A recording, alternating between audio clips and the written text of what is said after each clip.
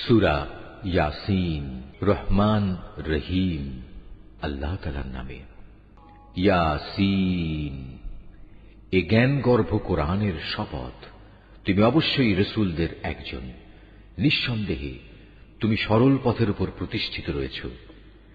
পরাক্রমশালী ও পরম দয়ালু আল্লাহ তাআলার কাছ থেকেই এ কোরআনের অবতরণ, যাতে করে এর মাধ্যমে তুমি এমন একটি জাতির লোকদের সতর্ক করে দিতে পারো যাদের বাপ দাদাদের ঠিক এভাবে সতর্ক করা হয়নি, ফলে তারা গাফেল হয়ে রয়েছে। তাদের অধিকাংশ লোকের উপরই আল্লাহ তাআলার শাস্তি বিধান অবধারিত হয়ে গেছে, তাই তারা কখনো ঈমান আনবে না। আমি ওদের গলদেশ সমূহে মোটা মোটা বেড়ি পরিয়ে দিয়েছি, যা ওদের চিবুক পর্যন্ত ঢেকে দিয়েছে, ফলে তারা ঊর্ধ্বমুখী হয়ে আছে। আমি তাদের সামনে পেছনে জাহেলিয়াতের প্রাচীর দাঁড় করিয়ে দিয়েছি এবং তাদের দৃষ্টি ঢেকে দিয়েছি, ফলে তারা কিছুই দেখতে পায় না। এই অবস্থায় তুমি তাদের আল্লাহর আযাব সম্পর্কে সাবধান করো বা না করো, উভয়টাই তাদের জন্য সমান কথা। তারা কখনোই ঈমান আনবে না।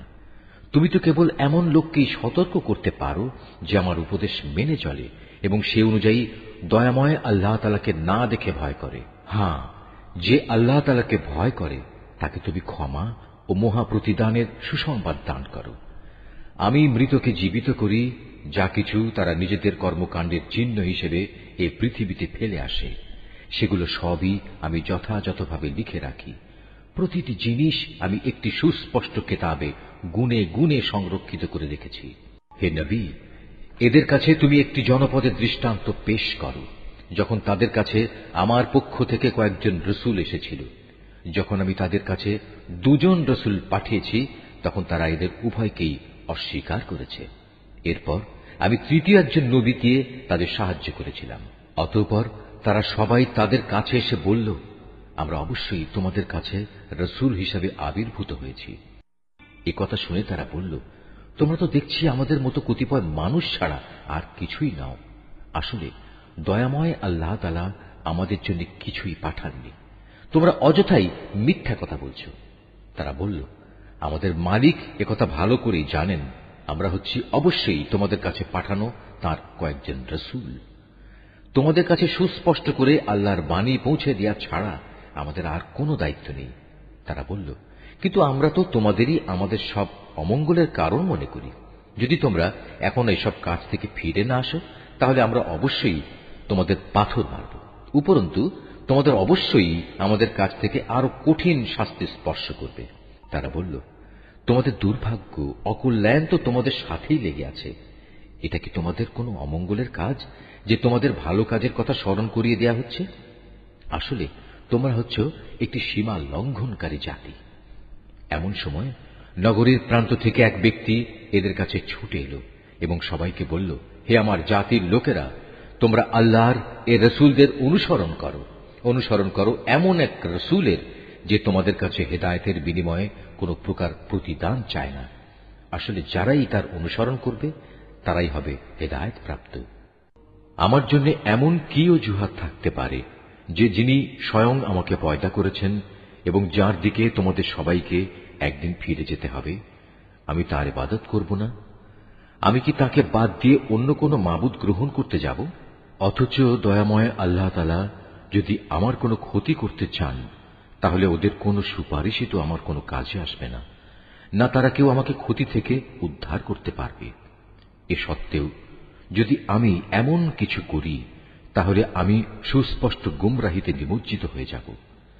আমি তো এই গুমরাহির বদলে তোমাদের মালিকের উপরই ঈমান এনেছি। অতএব তোমরা আমার কথা শোনো। এ ব্যক্তিটির আল্লাহর পথে নিহত হওয়ার পর তাকে বলা হলো, যাও, তুমি গিয়ে এবার জান্নাতে প্রবেশ করো। সেখানে গিয়ে জান্নাতের নিয়ামত দেখে সে বলল, আফসোস, যদি আমার জাতি এ কথাটা জানতে পারত। আমার মালিক আমাকে মাফ করে দিয়েছেন এবং আমাকে তিনি সম্মানিত মানুষদের দলে শামিল করে নিয়েছেন। তার হত্যাকাণ্ডের পর তাদের শায়েস্তা করার জন্য আমি তার জাতির উপর আসমান থেকে কোনো বাহিনী পাঠাইনি, না এ ক্ষুদ্র কীটদের শাস্তি দেওয়ার জন্য আমার তেমন কোনো বাহিনী পাঠানোর প্রয়োজন ছিল। আমি যা করেছি তা ছিল একটি মাত্র বিকট গর্জন, তাতেই ওরা সবাই নিথর নিস্তব্ধ হয়ে গেল। বড়ই আফসোস, এমন সব বান্দাদের উপর তাদের কাছে এমন একজন রসুলও আসেনি যাদের তারা ঠাট্টা বিদ্রুপ করেনি। তারা কি এ বিষয়টি লক্ষ্য করেনি যে তাদের আগে আমি কত জাতিকে বিনাশ করে দিয়েছি, যারা কোনোদিনই আর তাদের দিকে ফিরে আসবে না, বরং তাদের সবাইকে একদিন আমার সামনে এনে জড়ো করা হবে। তাদের শিক্ষার জন্য আমার কুদরতের একটি নিদর্শন হচ্ছে এই মৃত জমিন, যাকে আমি আসমান থেকে পানি বর্ষণ করে জীবন দান করি এবং তা থেকে শস্য দানা বের করে আনি। তা থেকেই তারা নিজ নিজ অংশ ভক্ষণ করে। আমি তাতে আরো সৃষ্টি করি নানা প্রকার খেজুর ও আঙুরের বাগান, উদ্ভাবন করি অসংখ্য নদী নালার প্রস্রবণ, যাতে করে তারা এর ফলমূল উপভোগ করতে পারে। আসলে এগুলোর কোনোটাই তো তাদের হাতের সৃষ্টি নয়। এত সত্ত্বেও কি তারা কৃতজ্ঞতা আদায় করবে না? পবিত্র ও মহান সে সত্তা, যিনি সব কিছুকে জোড়ায় জোড়ায় পয়দা করেছেন, চাই তা জমিনের উৎপন্ন উদ্ভিদ থেকে হোক কিংবা হোক স্বয়ং তাদের নিজেদের থেকে, অথবা এমন সব সৃষ্টি থেকে হোক যাদের সম্পর্কে মানুষ এখনো আদৌ কিছু জানেই না। তাদের জন্য আমার আরেকটি নিদর্শন হচ্ছে এই রাত। আমি তা থেকে দিনকে অপসারিত করি, ফলে এরা সবাই একসময় অন্ধকারে আচ্ছন্ন হয়ে পড়ে। সূর্য তার জন্য নির্ধারিত সুনির্দিষ্ট গণ্ডির মাঝে আবর্তন করে। এটা হচ্ছে মহাপরাক্রমশালী সর্বজ্ঞ আল্লাহ তাআলারই সুনির্ধারিত নিয়ন্ত্রণ ব্যবস্থা। আরও রয়েছে চাঁদ, তার জন্য আমি বিভিন্ন কক্ষ নির্ধারণ করেছি। কক্ষ পরিক্রমণের সময় ছোট হতে হতে তা একসময় এমন ক্ষীণ হয়ে পড়ে যেন তা পুরনো খেজুরের একটি পাতলা ডাল। সূর্যের এ ক্ষমতা নেই যে সে চাঁদকে নাগালের মাঝে পাবে, না রাত দিনকে ডিঙিয়ে আগে চলে যেতে পারবে।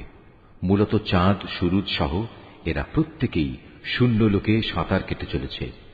তাদের জন্য আরেকটি নিদর্শন হচ্ছে, আমি তাদের বংশধরদের এক সময়ে একটি ভরা নৌযানে আরোহণ করিয়েছিলাম। তাদের নিজেদের জন্য সে নৌকার মতো যানবাহন আমি সৃষ্টি করেছিলাম, যাতে মাল সম্পদ সহ তারা আরোহণ করছে। অথচ আমি চাইলে মাল সামানা সহ এদের সবাইকে ডুবিয়ে দিতে পারি। সে অবস্থায় তাদের ফরিয়াদ শোনার মতো কেউই থাকবে না, না এদের তখন উদ্ধার করা হবে। হ্যাঁ, একমাত্র আমার অনুগ্রহই ছিল যা তাদের নিজ নিজ মঞ্জিলে পৌঁছে দিয়েছিল, এবং এটা ছিল এক সুনির্দিষ্ট কাল পর্যন্ত এ বৈষয়িক সম্পদ উপভোগ করার সুযোগ। যখন তাদের বলা হয়, তোমরা তোমাদের সামনে যে আযাব রয়েছে তাকে ভয় করো, ভয় করো যা কিছু পেছনে আছে তাকেও, আশা করা যায় তোমাদের উপর দয়া করা হবে। তাদের মালিকের নিদর্শন সমূহ থেকে তাদের কাছে এমন কোন নিদর্শন আসেনি যা থেকে তারা মুখ ফিরিয়ে নেয়নি। এমনি ভাবে যখন তাদের বলা হয়, আল্লাহ তাআলা তোমাদের যে জীবনোপকরণ দিয়েছেন তা থেকে কিছু অংশ অন্যদের জন্য ব্যয় করো, তখন এই কাফেররা ঈমানদারদের বলে, আমরা কেন তাদের খাওয়াতে যাব যাদের আল্লাহ তাআলা ইচ্ছে করলে নিজেই খাবার দিতে পারতেন। হে নবী, তুমি বলো, আসলেই তোমরা সুস্পষ্ট গুমরাহিতে নিমজ্জিত আছো। তারা বলে, তোমরা যদি সত্যবাদী হও তাহলে বলো, কিয়ামতের এ প্রতিশ্রুতি কবে পূর্ণ হবে? এসব প্রশ্নের মাধ্যমে এরা আসলে যে বিষয়টির জন্য অপেক্ষা করছে তা তো হবে একটি মহাগর্জন। তা এদের হঠাৎ করে পাকড়াও করবে, এবং তখনও দেখা যাবে তারা এ ব্যাপারে বাক বিতণ্ডা করেই চলেছে। এ সময় তারা শেষ ওসিয়তটুকু পর্যন্ত করে যেতে সক্ষম হবে না, না তাদের আপন পরিবার পরিজনদের কাছে আর কোনোদিন ফিরিয়ে আনা হবে। যখন দ্বিতীয়বার সিঙায় ফুৎকার দেওয়া হবে, তখন মানুষগুলো সব নিজেদের কবর থেকে বেরিয়ে নিজেদের মালিকের দিকে ছুটতে থাকবে। তারা হতভম্ব হয়ে একে অপরকে বলবে, হায় কপাল আমাদের, কে আমাদের ঘুম থেকে এমনি করে জাগিয়ে তুলল? এ সময় ফেরেশতারা বলবে, এ হচ্ছে তাই কিয়ামত। দয়াময় আল্লাহ তাআলা তোমাদের কাছে যার ওয়াদা করেছিলেন, নবী রসুলরাও এ ব্যাপারে সত্য কথা বলেছিলেন। মূলত এ কিয়ামত অনুষ্ঠানটি সিঙার এক মহা গর্জন ছাড়া আর কিছুই নয়। এই গর্জনের পর সাথে সাথে সবাইকে হাসরের ময়দানে আমার সামনে এনে হাজির করা হবে। অতঃপর ঘোষণা হবে, আজ কারো প্রতি বিন্দু মাত্র জুলুম করা হবে না। আজ তোমাদের শুধু সেটুকুই প্রতিদান দেয়া হবে যা তোমরা দুনিয়ায় করে এসেছ। সেদিন অবশ্যই জান্নাতের অধিবাসীরা মহা আনন্দে বিভোর থাকবে। তারা এবং তাদের সঙ্গী সঙ্গিনীরা আরশের সুশীতল ছায়ায় সুসজ্জিত আসনের উপর হেলান দিয়ে বসে থাকবে। সেখানে তাদের জন্য মজুদ থাকবে নানা প্রকারের ফলমূল, আরো থাকবে তাদের জন্য তাদের কাঙ্ক্ষিত ও বাঞ্ছিত সব কিছু। পরম দয়ালু মালিকের পক্ষ থেকে তাদের স্বাগত জানিয়ে বলা হবে, তোমাদের উপর সালাম বর্ষিত হোক। অপরদিকে পাপীদের বলা হবে, হে অপরাধীরা, তোমরা আজ আমার ইমানদার বান্দাদের কাছ থেকে আলাদা হয়ে যাও। হে বনি আদম, আমি কি তোমাদের এ মর্মে নির্দেশ দেইনি যে তোমরা শয়তানের গোলামি করো না? কেননা সে হচ্ছে তোমাদের প্রকাশ্য দুশমন। আমি কি তোমাদের কথা বলিনি তোমরা শুধু আমারই ইবাদত করো? কেননা এটি হচ্ছে সহজ সরল পথ। আর শয়তান সে তো তোমাদের আগেও অনেক লোককে এভাবে পথভ্রষ্ট করে দিয়েছিল, তা দেখেও কি তোমরা বুঝতে পারলে না? হ্যাঁ, এ হচ্ছে সেই জাহান্নাম যার ওয়াদা তোমাদের সাথে বারবার করা হয়েছিল। আজ সবাই মিলে তাতে গিয়ে প্রবেশ করো, যাকে দুনিয়ার জীবনে তোমরা অস্বীকার করছিলে। আজ আমি তাদের মুখের উপর ছিপি এঁটে দেব। আজ তাদের হাতগুলো আমার সাথে কথা বলবে, তাদের পাগুলো আমার কাছে সাক্ষ্য দেবে এরা কি কাজ করে এসেছে। অথচ আমি যদি চাইতাম, দুনিয়ায় আমি এদের চোখ থেকে দৃষ্টিশক্তি বিলোপী করে দিতাম। তেমনটি করলে তুমি বলো এরা কিভাবে তখন চলার পথ দেখে নিত?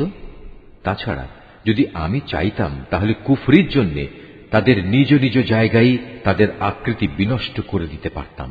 সে অবস্থায় এরা সামনের দিকেও যেতে পারত না, আবার পেছনেও ফিরে আসতে পারত না। যাকেই আমি দীর্ঘ জীবন দান করি, তাকেই আমি সৃষ্টিগত দিক থেকে তার প্রাথমিক অবস্থায় ফিরিয়ে নিয়ে যাই। এটা দেখেও কি তারা বুঝতে পারে না কে তাদের দেহে এ পরিবর্তনগুলো ঘটাচ্ছে? তোমরা এও জেনে রেখো, আমি এ রসুলকে কাব্য রচনা শেখাইনি, এবং এটা তার নবী মর্যাদার পক্ষে শোভনীয় নয়। আর তার আনিত গ্রন্থ তা তো হচ্ছে একটি উপদেশ ও সুস্পষ্ট কোরআন, যাতে করে সে তা দ্বারা যে অন্তর্জীবিত তাকে জাহান্নামের ব্যাপারে সতর্ক করে দিতে পারে, এবং যা দ্বারা কাফেরদের উপর শাস্তির ঘোষণা সাব্যস্ত হয়ে যায়। এরা কি লক্ষ্য করে না, আমার নিজের হাত দিয়ে বানানো জিনিসপত্রের মধ্যে থেকে আমি তাদের কল্যাণের জন্য পশু পয়দা করেছি, আর এখন তারা নাকি এগুলোর মালিক হয়ে বসেছে। অথচ আমি এগুলো তাদের বশীভূত করে দিয়েছি। এর কিছু হচ্ছে তাদের বাহন, আর কিছু এমন যার গোশত থেকে তারা খাদ্য গ্রহণ করে। তাদের জন্য তার মধ্যে আরো উপকারিতা রয়েছে পানীয় বস্তুও। তবু কি তারা তার শুকর আদায় করে না, যিনি তাদের এগুলো দান করেছেন? এ সত্ত্বেও তারা আল্লাহ তাআলার বদলে অন্যদের মাবুদ বানায়, তাও এ আশায় তাদের পক্ষ থেকে এদের সাহায্য করা হবে। অথচ তারা তাদের কোন রকম সাহায্য করার ক্ষমতাই রাখে না, বরং কিয়ামতের দিন তাদের সবাই দলবদ্ধভাবে জাহান্নামে এসে জড়ো হবে। অতএব হে নবী, এদের এসব জাহেলি কথাবার্তা যেন তোমাকে উদ্বিগ্ন না করে। অবশ্যই আমি জানি যা কিছু এরা গোপন করে এবং যা কিছু প্রকাশ্যে বলে বেড়ায়। এ মানুষগুলো কি দেখে না আমি তাদের একটি ক্ষুদ্র শুক্র কীট থেকে পয়দা করেছি? অথচ সৃষ্টি হতে না হতেই ক্ষুদ্র কীটের সে মানুষটি আমার সৃষ্টির ব্যাপারে খোলাখুলি বিতণ্ডাকারী হয়ে পড়ল। সে আমার সৃষ্টি ক্ষমতা সম্পর্কে নানা কথা রচনা করতে শুরু করল, এবং একসময় সে লোকটি তার নিজ সৃষ্টি কৌশলী ভুলে গেল। সে বলল, কে মানুষের এ হাড় পুনরায় জীবিত করবে যখন তা পচে গলে যাবে? হে নবী, তুমি এদের বলো, হ্যাঁ, তাতে প্রাণ সঞ্চার তিনিই করবেন যিনি প্রথমবার এতে জীবন দিয়েছিলেন, এবং তিনি সমস্ত কিছুর সৃষ্টি কৌশল সম্পর্কে সম্যক অবগত রয়েছেন। তিনি তোমাদের জন্য সবুজ সতেজ বৃক্ষ থেকে আগুন উৎপাদন প্রক্রিয়া সম্পন্ন করেছেন, এবং তা দ্বারাই তোমরা আজ আগুন জ্বালাচ্ছ। যিনি নিজের ক্ষমতা বলে একবার আকাশমণ্ডল ও জমিন সৃষ্টি করেছেন, তিনি কি পুনরায় তাদেরই মতো কিছু সৃষ্টি করতে সক্ষম নন? হ্যাঁ, নিশ্চয়ই তিনি মহাস্রষ্টা ও সর্বজ্ঞ। তিনি যখন কিছু একটা সৃষ্টি করতে ইচ্ছা করেন, তখন কেবল এটুকুই বলেন, হও, অতঃপর তার সাথে সাথে তৈরি হয়ে যায়। অতএব পবিত্র ও মহান সে আল্লাহ তাআলা, যিনি প্রত্যেক বিষয়ের উপর সার্বভৌম ক্ষমতার একচ্ছত্র মালিক, এবং তাঁর কাছেই একদিন তোমাদের সবাইকে ফিরে যেতে হবে।